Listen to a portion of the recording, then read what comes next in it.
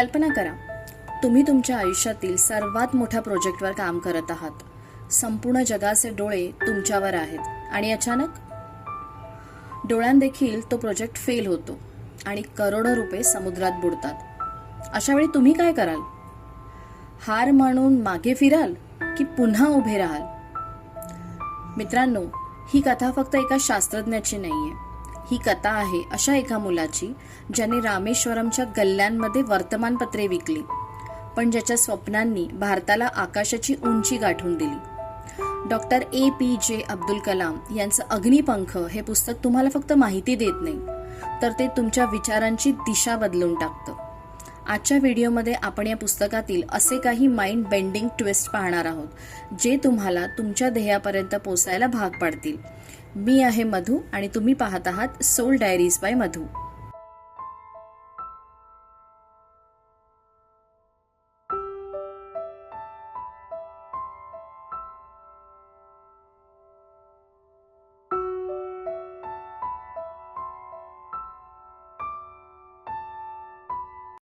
तरुणपणी अब्दुल कलाम सरांचं एक स्वप्न होतं, आकाशात फायटर प्लेन उडवण्याचं. ते डेहराडूनला पोहोचले, मुलाखत पण दिली, पण निकाल काय आला? 8 जागा होत्या आणि कलाम सरांचा नंबर 9 होता.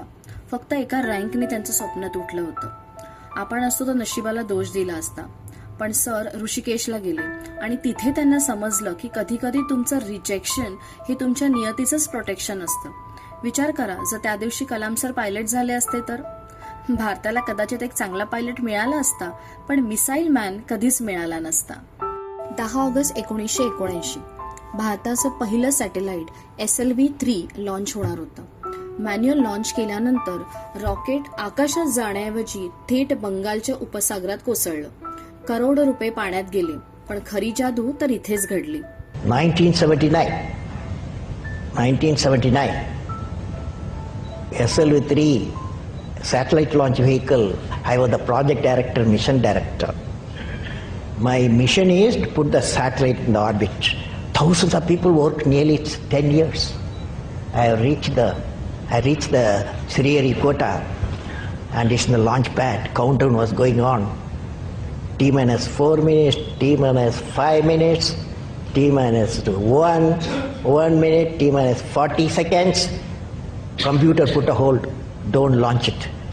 Computer says don't launch it. I am the mission director. I have to take decision. Everything is on. Behind me there are 6 experts.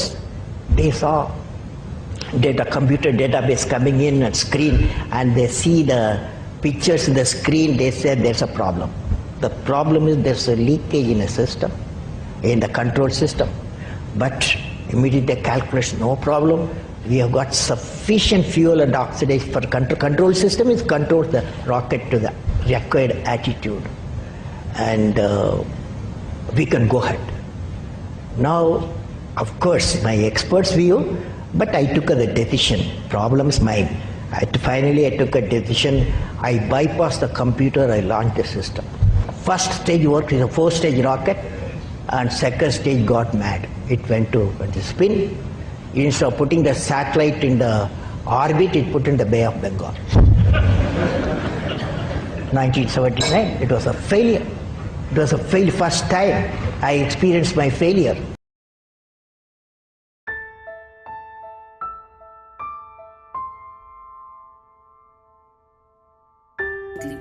पण जेव्हा 1 वर्षानंतर तेच मिशन यशस्वी झालं, तेव्हा त्यांनी कलाम सरांना पुढे केलं.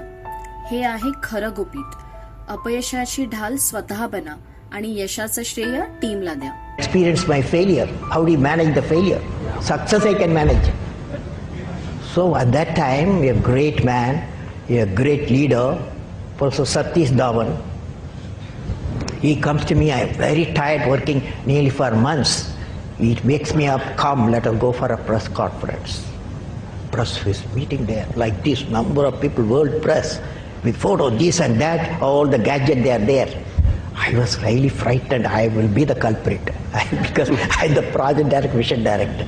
What Satish Dhawan said, Chairman, Indian Space Research Organization, said, "Dear friends, we have failed today. It's the first time I have to give all the success all the failure is I want to support my technologists and scientists and staff so that next year they succeed. So he took the whole blame himself.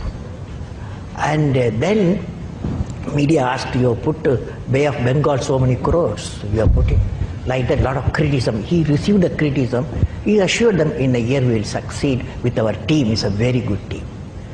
Next year, here only interesting happened. Next year, July 18th, 1980, when he succeeded, Professor Dhawan said, you go and conduct the press conference. Do you follow what this means? It means when the failure occurred, the leader took it up. When the success came, he gives to his team. That's the first.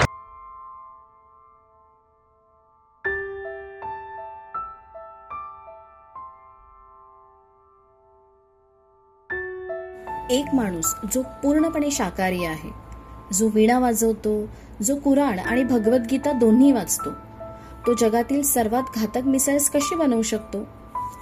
Kalam सरांनी जगाला सांगितलं, सामर्थ्याशिवाय शांतता टिकू शकत नाही. ताकद असणे आणि ती कुणाला त्रास न देण्यासाठी वापरणे यातच खरा मोठेपणा आहे. तुमच्यातलं ते वेगळेपण जपा आणि त्याला कष्टाचं इंधन देऊन प्रज्वलित करा. अग्निपंख हे पुस्तक आपल्याला सांगतं की तुमची परिस्थिती तुमचं भविष्य ठरवत नाही, तर तुमचे प्रयत्न ठरवतात. आपण अनेकदा रडत बसतो की माझ्याकडे सोयी सुविधा नाहीत, पण रामेश्वरमच्या त्या किनाऱ्यावरून राष्ट्रपती भवनापर्यंतचा हा प्रवास आपल्याला सांगतो की तुमच्या खिशात किती पैसे आहेत यापेक्षा तुमच्या डोळ्यात किती मोठी स्वप्न आहेत याला जास्त महत्त्व असतं.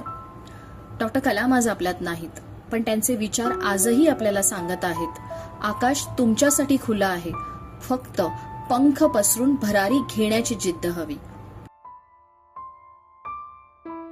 परिस्थिती कितीही बेताची असली तरी मनगटात जिद्द असेल तर काय घडू शकतं याचं जिवंत उदाहरण म्हणजे डॉक्टर APJ अब्दुल कलाम. एका पेपरवाल्या मुलाचा राष्ट्रपती भवनापर्यंतचा प्रवास खरोखर थक्क करणारा आहे. त्यांच्या विंग्स ऑफ फायर या आत्मचरित्राचा अर्क मी 5 महत्वाच्या टेकअवेज मध्ये मांडला आहे.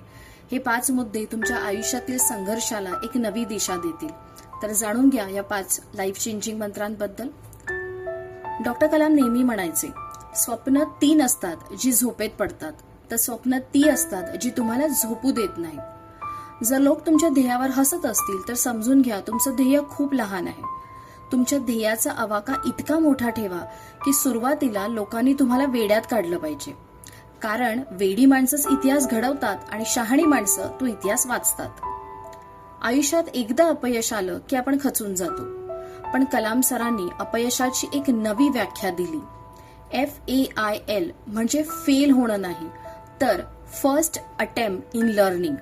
जेव्हा त्यांचं पहिलं सॅटेलाइट मिशन बंगालच्या उपसागरात कोसळलं तेव्हा ते खचले नाहीत. जर तुम्ही फेल होत असाल तर त्याचा अर्थ असा आहे की तुम्ही प्रयत्न करत आहात आणि प्रगती करत आहात.